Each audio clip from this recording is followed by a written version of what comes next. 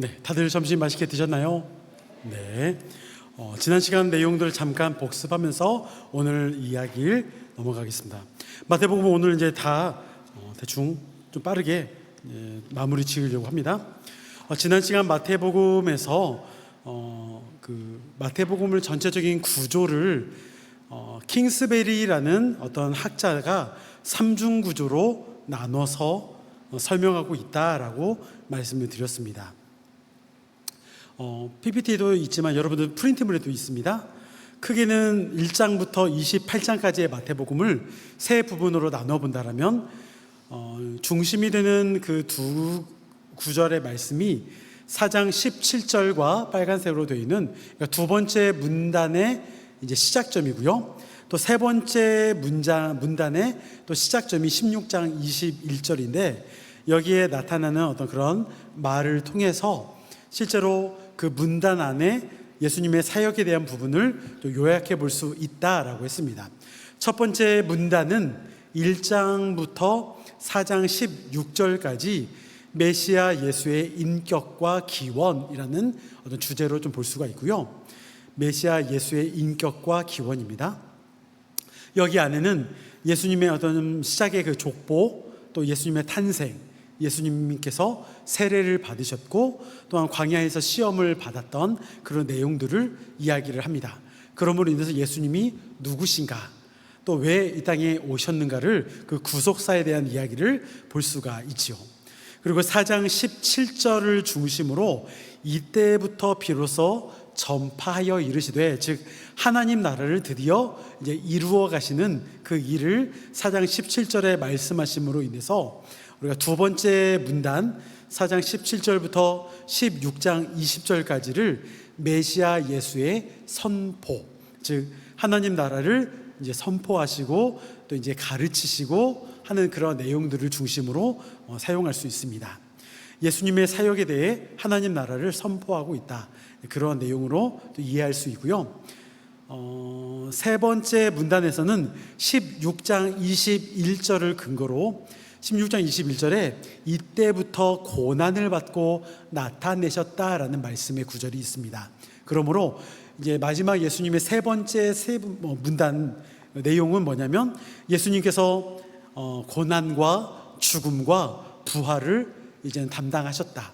죽음과 고난, 죽음, 부활, 그러한 세 가지의 내용에 대해서 이제 이야기를 할 수 있죠. 그리고 구속 사역을 완성한다, 즉 구약과 신약에 대한 그 내용을 모두 다 성취하시는 그 성취적 개념으로서의 예수님의 사역의 모습을 볼 수가 있다.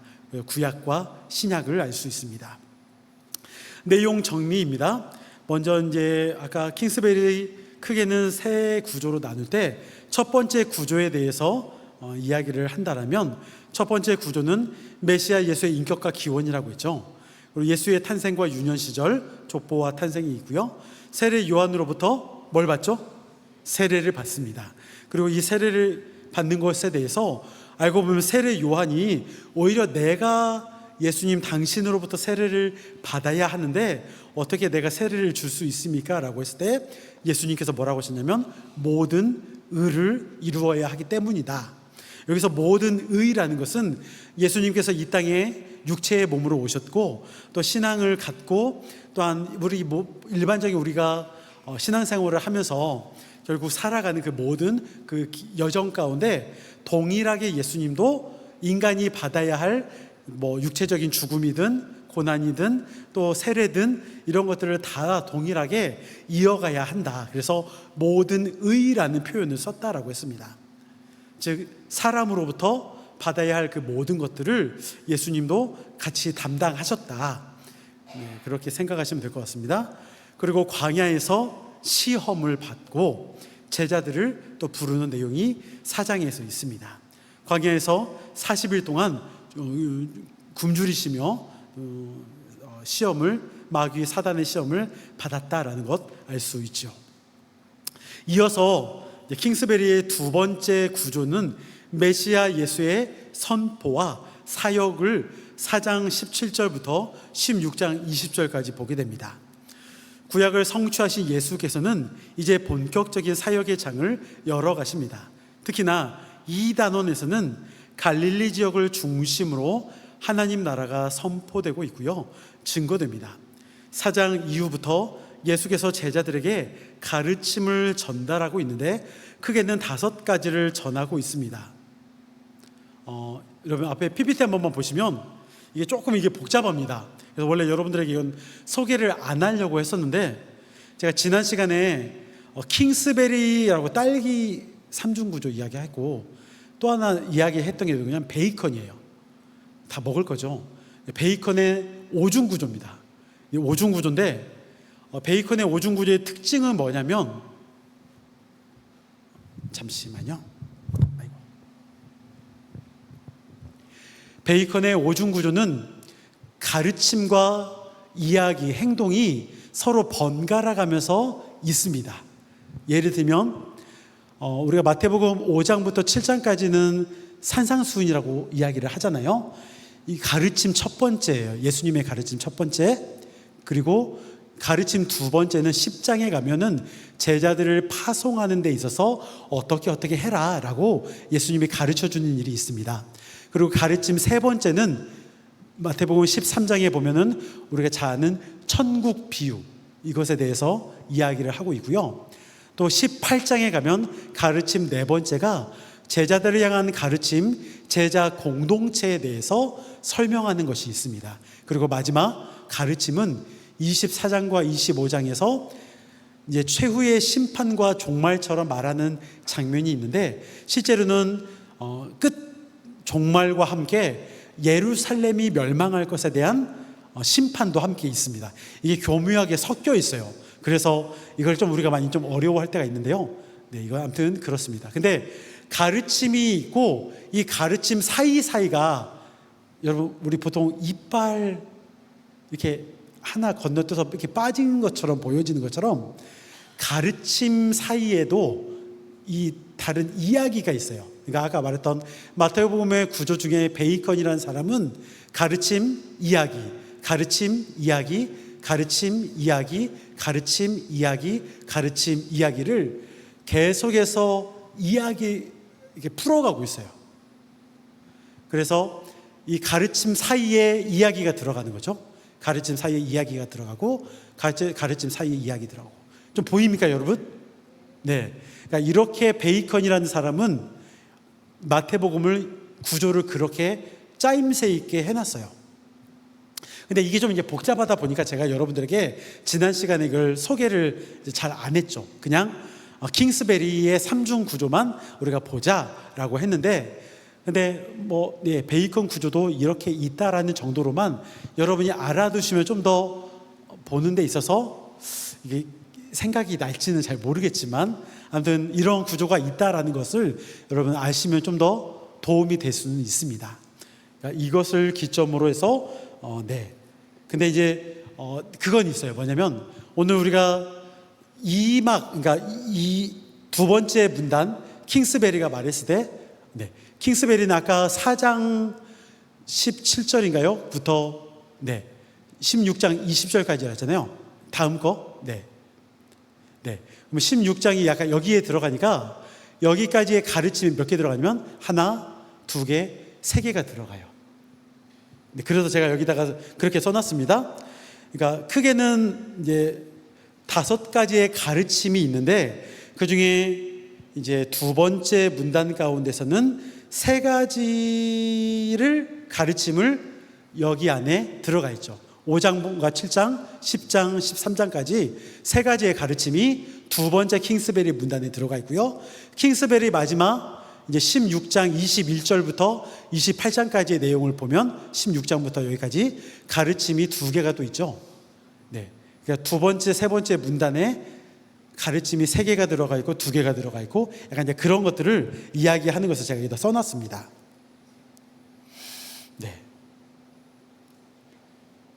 아무튼 이게 굳이 여러분 이것을 알면 더 좋기는 한데, 그런데 이제 이러한 부분들을 조금 너무 복잡하니까 굳이 이것을 외우거나 이럴 필요는 없습니다. 근데 좀 이렇게 짜임새 있게 그래도 복음서가 그러니까 마태복음을 기록한 저자 마태가 이러한 것을 좀 의도하고서 마태복음을 기록했다라고 라고 생각을 하시면 좀 더 저자들의 어떤 그러한 내용들을 볼 수가 있죠.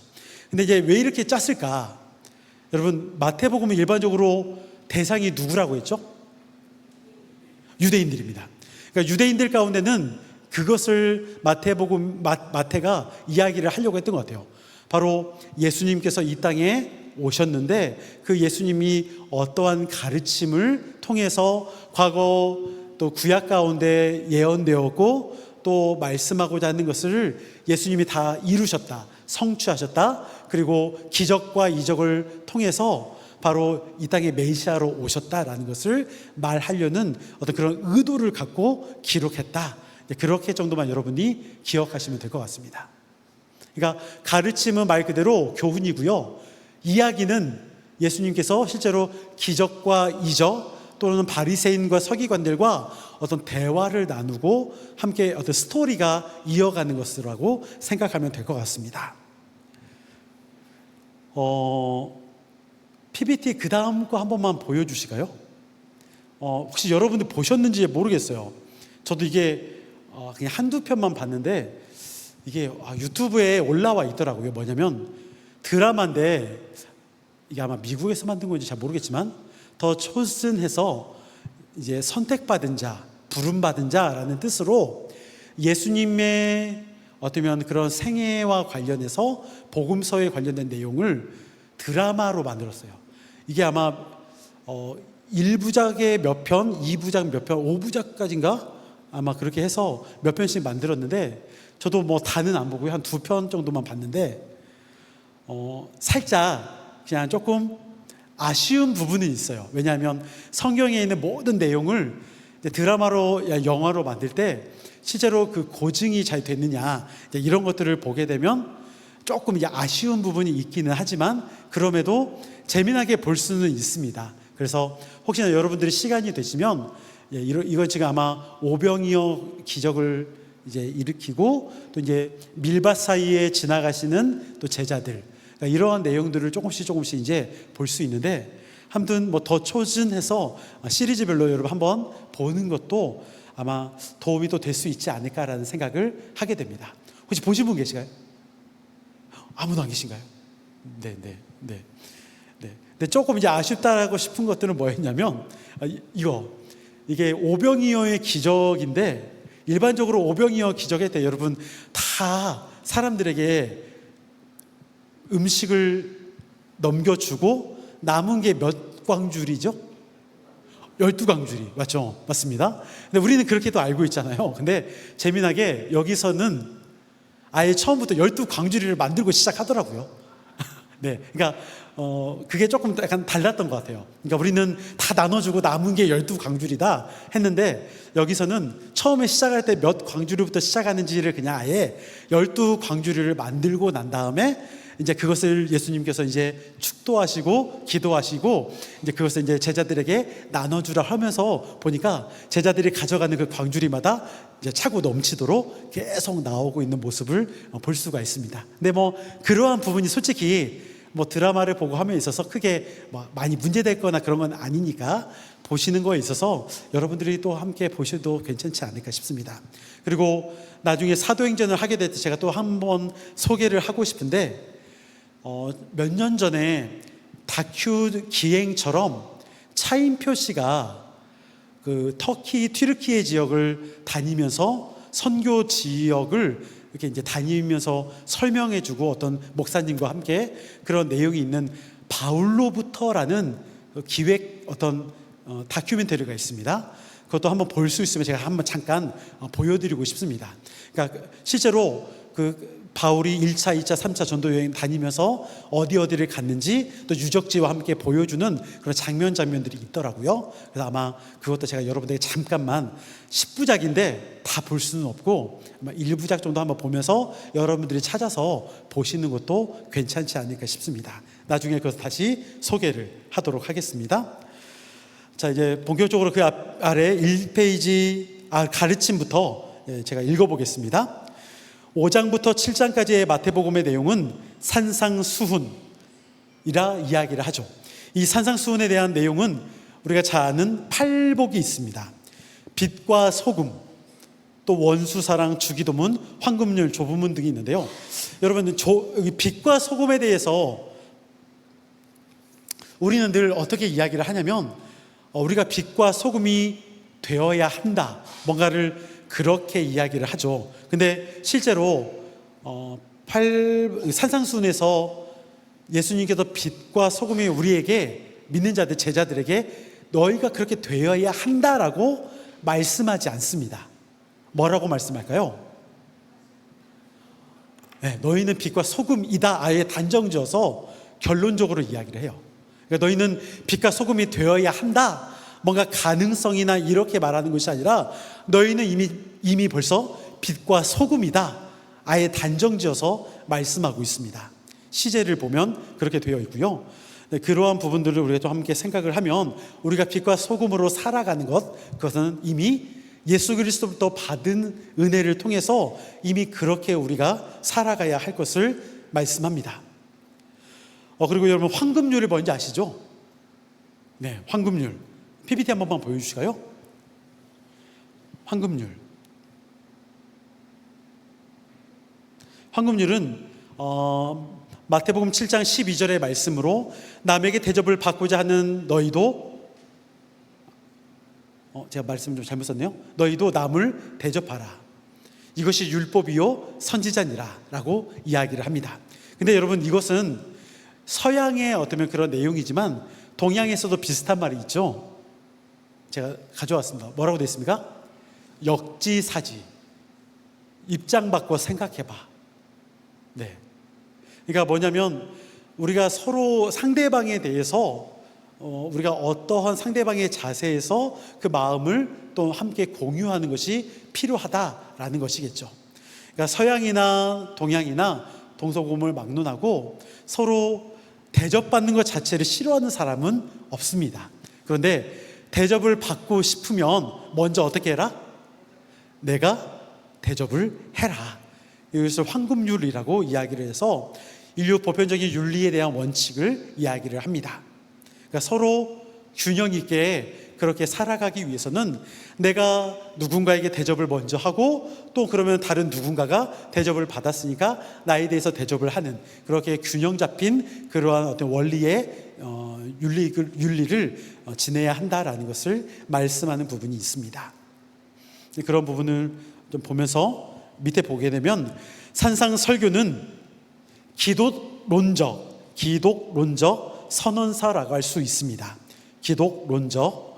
이 설교는 하나님 나라에 관한 자신의 선포에 반응한 모든 자들에 대한 메시아 예수의 철저한 요구, 하나님 나라 백성으로 살아가야 할 모습을 제시하고 있습니다.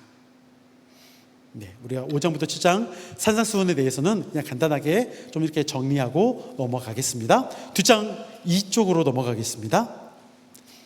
10장에 가서는 제자 파송이 있습니다. 두 번째 가르침이죠. 이 단락 안에 있는 두 번째 가르침은 제자 파송입니다.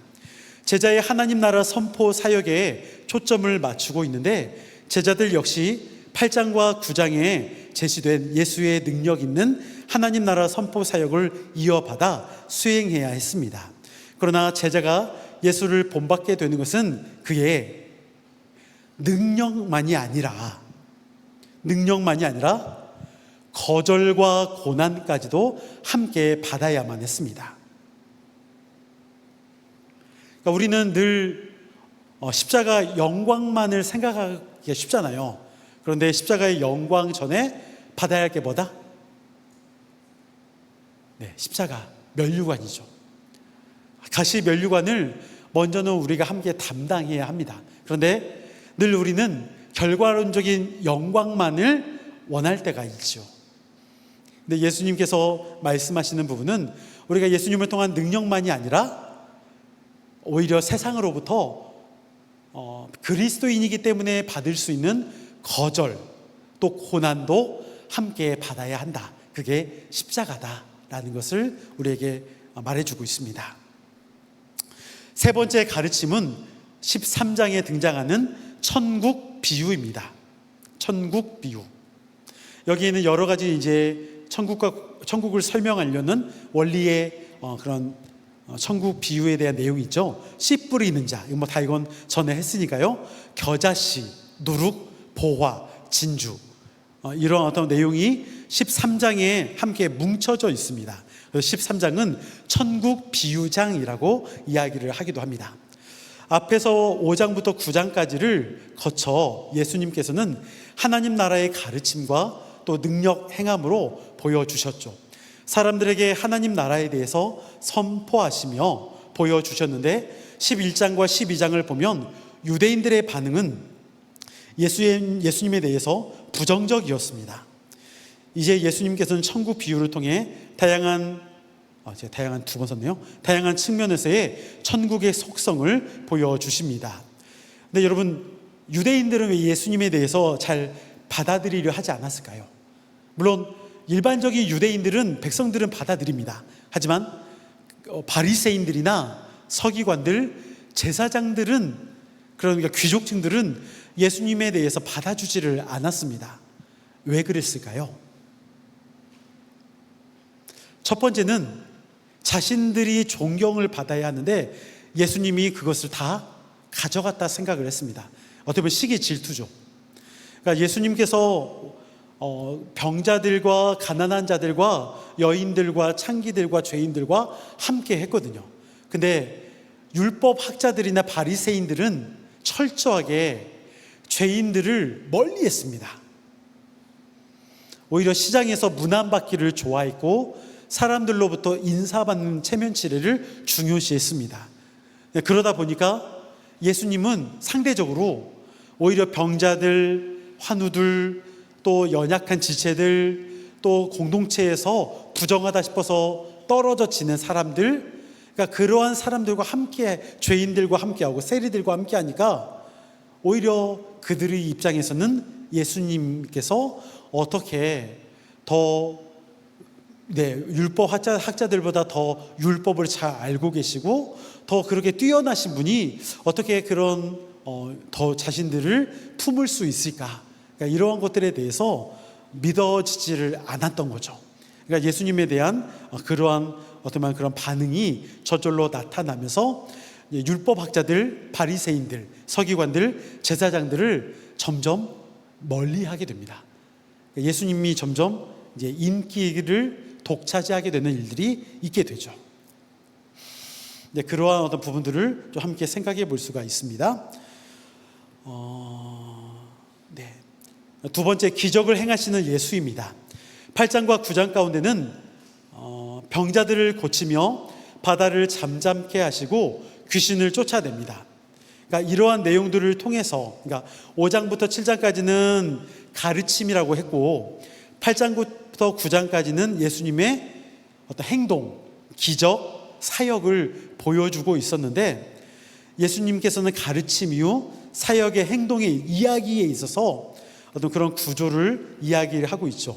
기적의 이야기를 통해 예수님은 어떤 분이신지 자신의 어떤 정체성을 보여주고 있습니다. 예수님이 어떤 분이신가 그 정체성을 보여주는 내용이 있습니다. 그리고 14장부터 16장까지의 내용에 보면은 여기에는 또 다른 예수님의 여러 이야기가 있죠. 오병이어 기적 사건, 물 위를 걷는 사건, 병자를 고쳐주는 사건, 또 표적을 행하는 사건. 앞 13장에서 예수님께서는 하늘나라를 소개하셨고 14장부터 16장은 다시 메시아로서의 지속적인 사역을 이어가십니다. 병자를 고치고 능력을 행하시면서 점차 자신의 정체를 드러내십니다. 그러니까 16장에 가서 예수님이 처음으로 자신의 정체, 그러니까 자신이 곧 죽게 될 것, 고난에 대해서 예고하십니다. 16장, 마태복음 16장이 처음입니다. 근데 그때 자신에 대해서 나타내는데 이것에 대해서 제자들이 아느냐? 제자들이 깨닫지를 못합니다. 제자들조차도 예수님께서 감당하실 사역에 대해서 믿지 못합니다. 그래서 16장에 보면 유명한 사건이 있죠. 예수님께서 제자들에게 물어봅니다. 사람들이 나를 누구라 하느냐?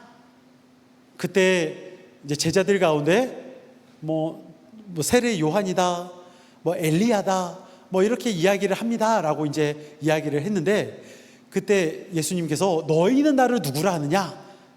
그때 우리가 나서기 좋아하는 베드로가 뭐라고 하죠? 지금 나온 말씀 16장 16절 말씀을 함께 읽어봅니다. 시작. 시몬 베드로가 대답하여 이르되 주는 그리스도시요 살아계신 하나님의 아들이시니이다. 아멘. 여기서 그리스도라는 것은 여러분 저번에 한번 내가 설명했죠? 구약의 뭐와 동일한 말이다? 그리스도, 기름 부음을 받다라는 뜻이에요. 이게 어떤 구약의 단어와 동일하다고 했습니다. 다 아는 건데 여러분, 뭘까요? 예수 그리스도, 그분이 구약의 어떤 분이다? 메시아다. 그러니까 그리스도와 메시아는 뜻은 기름 부음을 받는 자라는 뜻으로 동일합니다. 하지만 헬라어와 히브리어 차이예요. 헬라어는 크리스토스, 그리고 히브리어로는 메시아. 다 기름 부음을 받다라는 뜻입니다. 근데 16장에서 시몬 베드로가 주는 그리스도시요, 즉 구약에 예언된 메시아입니다. 그리고 살아계신 하나님의 아들이십니다. 하나님이신다. 그것을 고백을 하는 거죠. 그러니까 베드로가 이렇게 대답을 하니까 그 다음에 16장 18절에서 예수님께서 베드로 가운데 이렇게 말씀하십니다. 또 내가 내게 이르노니, 그러니까 이제 칭찬해 주시죠.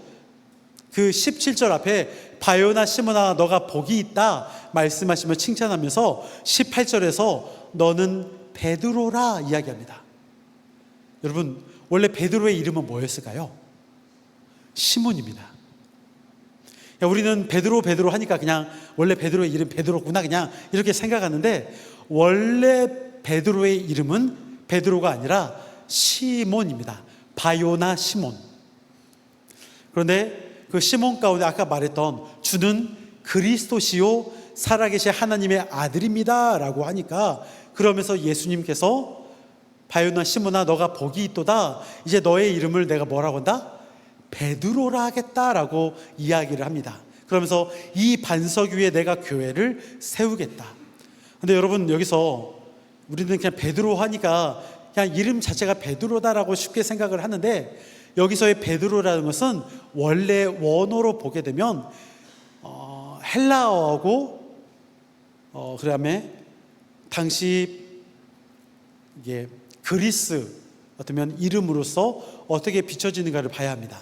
즉 시몬의 바뀐 이름이 너는 베드로라 이 반석 위에 내가 세우겠다라고 했을 때 헬라어로는 페트로스라고 합니다. 너는 이제부터 시몬이 아니라 페트로스야. 근데 이 페트로스라는 단어 자체가 어떤 뜻을 갖고 있냐면 바위라는 페트라에서 왔습니다.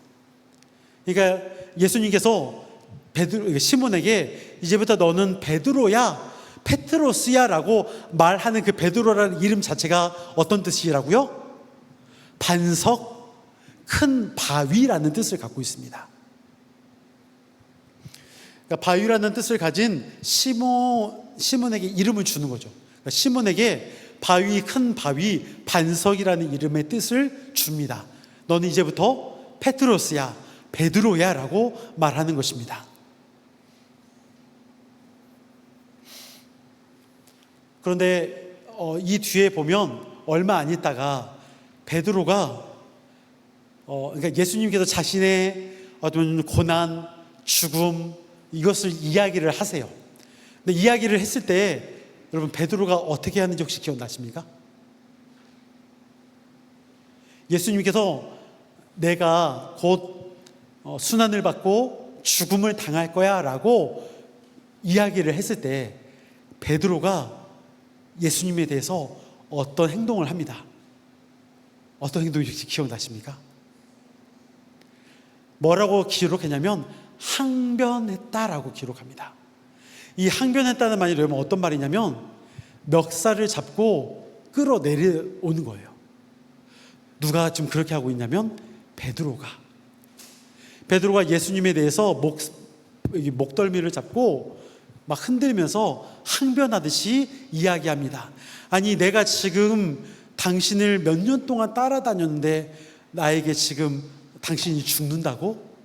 고난을 받는다고? 예수님의 사역에 대해서 아직 온전히 이해하지 못했던 베드로를 볼 수가 있습니다. 아무튼 이제 그런 내용들 좀 이제 뒤에서 이제 나오고 있는데요.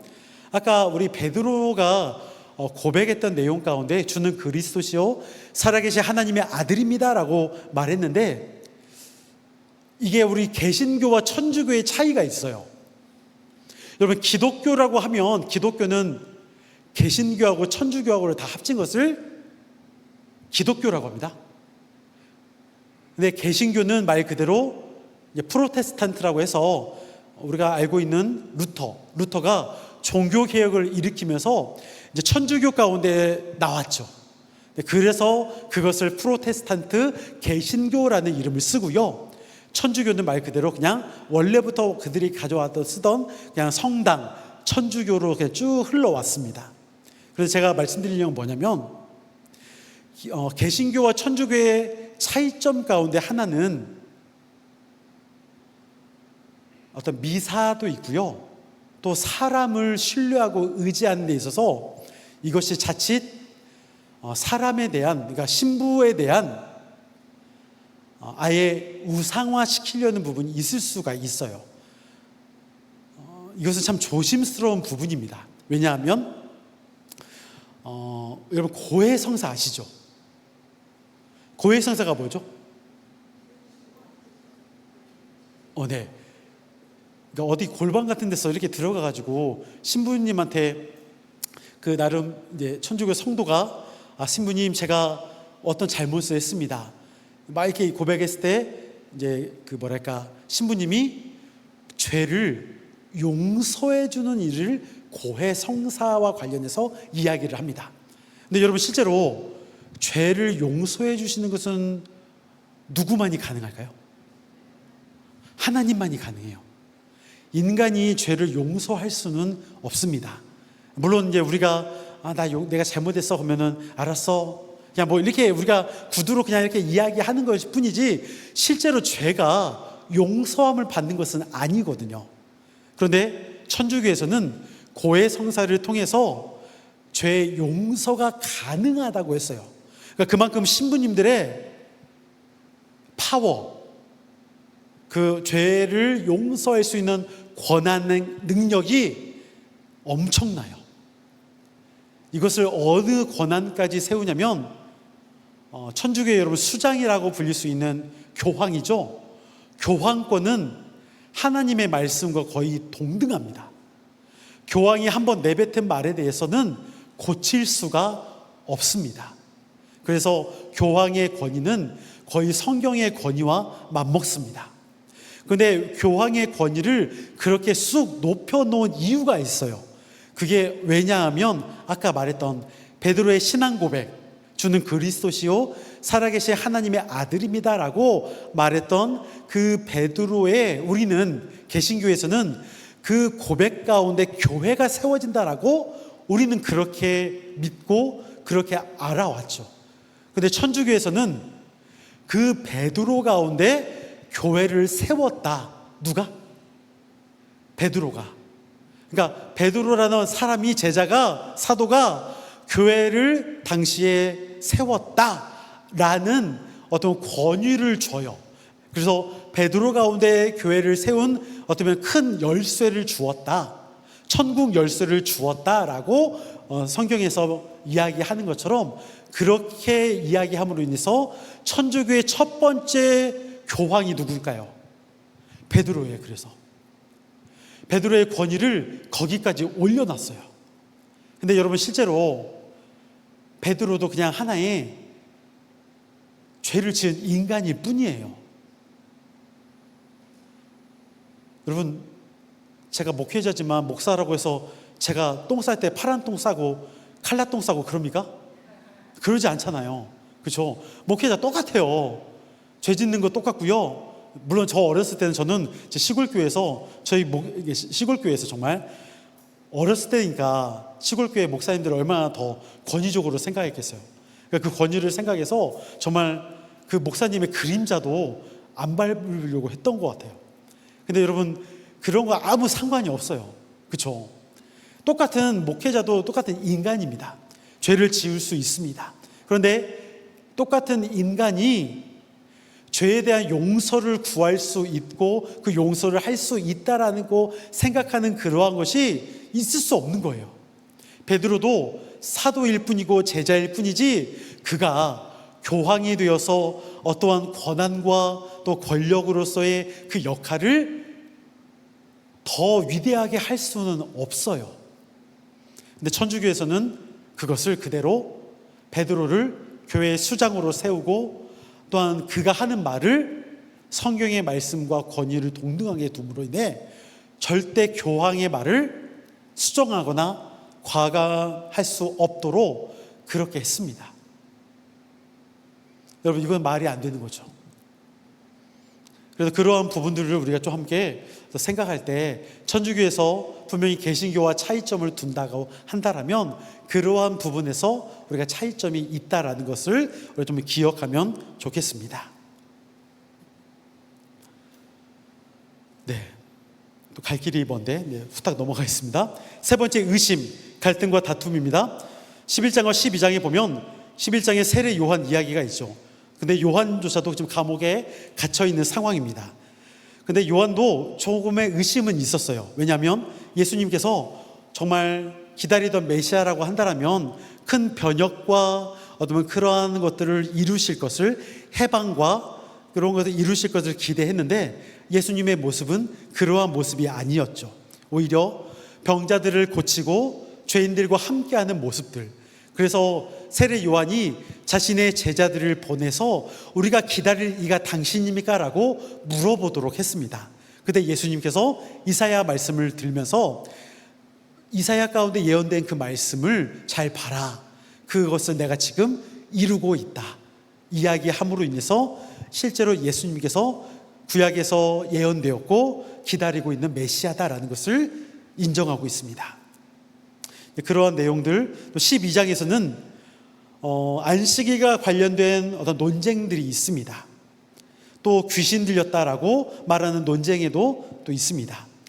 예수님께서는 사람의 필요가 율법을 형식적으로 지키는 것보다 중요하다고 말씀하셨습니다.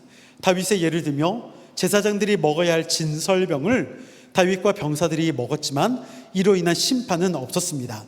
막상 자신의 가축이 구덩이에 빠져 죽게 될 경우에는 비록 안식일이라 하더라도 건져냅니다. 내 재산이 없어질까 봐 두려워서 건져냅니다. 그런데 하물며 만물의 영장이라 불리는 사람이 안식일 가운데 죽어가고 있다라면 그것을 살리는 것이 마땅하지 않느냐라고 예수님이 반론하시는 거죠. 그러한 부분들을 통해서 실제로 유대인들 가운데는 안식일을 지키냐 지키지 못하느냐에 대해서 그들은 생각하고 있지만 예수님의 사역의 논쟁은 지키느냐 지키지 못하느냐가 중요한 것이 아니라 그 생명 가운데 오히려 살리느냐 살리지 못하느냐가 더욱 중요하다는 것입니다. 그래서 정작 사람의 생명을 소중히 하지 못한다면 오히려 어리석은 안식을 지키고 있는 모습이다라는 것을 우리가 알 수 있죠. 그래서 여러분, 유대인들 가운데 안식일 날 엘리베이터를 1층부터 20층, 40층 아파트를 그대로 다 층이 열리고 닫히도 자동으로 해놔요. 그러니까 20층에 살고 있는 사람은 답답해 죽겠죠. 나 빨리 20층 올라가야 하는데 걸어 올라가든가 아니면은 엘리베이터가 다 열고 닫히고 할 때까지 계속 기다려야 돼요. 여러분, 우리 엘리베이터 탔을 때 밖에 사람이 없는데 갑자기 멈춰가지고 열렸다가 닫히면 누가 눌러놨어 좀 짜증나지 않나요? 근데 여러분, 안식일 날은 유대인들은 아예 그렇게 해놔요. 안식일 날 일을 할 수 없다라고 생각을 하니까 그 일에 있어서 일이라 될 만한 것들을 미리 다 해놔요. 예를 들면 화장실에 앉아가지고 화장지를 이렇게 뜯어서 준비해 두는 것도 일이래요. 그래서 안식일 전에 그것도 미리 해놔야 돼요. 너무 웃기지 않나요? 하여튼 그러한 부분들. 안식일의 주인은 누구다? 예수 그리스도. 안식일의 주인이 그렇게 한다는데 예수님의 사역에 대해서 뭐라 할 수 없다라는 것입니다. 자, 크게 3번 우리 3페이지로 넘어가서 메시아 예수의 고난과 죽음, 부활, 마지막 세 번째 단락입니다. 마태는 예수께서 예루살렘으로 이동하고 입성함으로 인해 이제 사역의 마무리를 소개합니다. 예루살렘에서 약 일주일 정도를 기점으로 예수님께서는 자신이 고난받고 십자가에 달려 죽으시며 부활하실 것을 예고하십니다. 또한 이것이 그대로 이루어짐을 볼 수가 있죠. 그렇게 예수님은 유대의 왕으로 오셨고 또한 이 땅의 왕으로 오셨음을 보여주십니다. 또한 그렇게 선포하십니다. 첫 번째 가르침, 네 번째, 다섯 번째 가르침입니다. 마태복음에 등장하는 베이컨 구조에서 네 번째 가르침은 제자들을 향한 가르침, 제자 공동체에 대한 강화를 말하고 있고요. 24장과 25장에 가서는 심판, 종말에 관한 가르침도 이야기합니다. 24장과 25장에 좀 우리가 헷갈리는 것 중에 하나가 뭐냐면 종말이 오는데 그 종말을 대비해야 한다라고 말씀해요. 근데 이 종말이 정말 이 땅에서의 정말 종말을 의미하느냐? 꼭 그렇지만은 않아요. 여기 내용을 잘 읽어보면 예루살렘이 멸망당하는 그 사건을 두고서 종말처럼 생각하기도 해요. 예를 들어서 이런 말씀이 있습니다. 24장과 25장에 보면 산으로 도망하라, 지붕에서 내려오지 마라, 밭에 있는 자는 겉옷을 가지러 다시 집 안으로 들어가지 말아라, 도망하는 날이 겨울이나 안식일이 아니도록 기도하라. 근데 여러분, 만약에 이러한 말이 이 땅의 마지막 정말 종말 때 말씀하는 본문이라고 한다면 이게 소용이 있을까요? 그러니까 하나님께서 심판을 내리시는데 그 심판을 누구나가 피해갈 수 없잖아요. 근데 왜 여기서 산으로 도망하라, 지붕에서 내려오지 말아라 이런 말을 하는 것은 뭔가 피할 수 있거나 뭔가 감출 수 있거나 다급하게 말하는 거잖아요. 만약에 이 땅의 종말이면 굳이 이런 말을 할 이유가 없죠. 그러니까 이런 이야기를 한 이유는 뭐냐면 예루살렘이 멸망당하는데 혹시나 산에 있는 사람은 예루살렘으로 들어가지 말고 그냥 산에 있어라 이런 얘기예요. 나중에 AD 70년에 보면 로마의 티투스 장군이 예루살렘을 멸망시키거든요. 그러니까 이미 마태 저자는 이것을 이야기를 하면서 이미 예루살렘 가운데 있었던 또한 그러한 내용들, 그것을 함께 말함으로 인해서 실제로 예루살렘 가운데 멸망당했던 그 사건에 대해서도 기록하고 있습니다.